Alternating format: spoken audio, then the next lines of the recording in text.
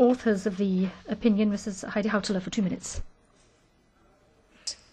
Mr. President, I would still like to comment the previous discussion in the following way. I am indeed the chairman of the Human Rights Subcommittee, and I have sent a letter to the Bureau of the Parliament in which I request that we could bring forward these discussions so that also the Council and the Parliament, with as many members as possible, can be involved in this discussion, because the Parliament's prestige is always being diminished because we are so few here.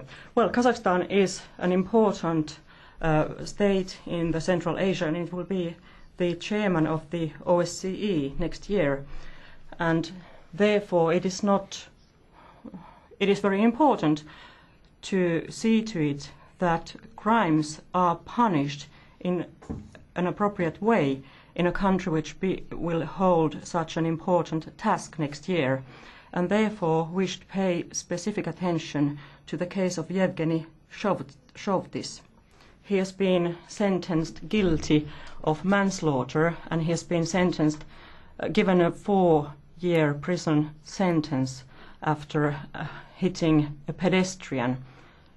We have to take into consideration the fact that also in the OSCE itself questions have been arisen whether the principle of granting a fair trial has been violated against. This is a principle guaranteed in the basic law of Kazakhstan. We should also have a deep discussion on this issue with the Council and the Commission in order for them to press for a fair trial. Mr. President, the European Parliament can have a say in how the Central Asian countries strengthen their principle of the rule of law, and this is one of those cases. Thank you.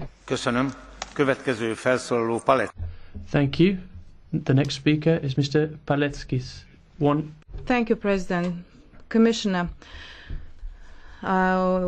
we cooperate with the Organization of European Cooperation and Development. However, Kazakhstan is far away from international standards.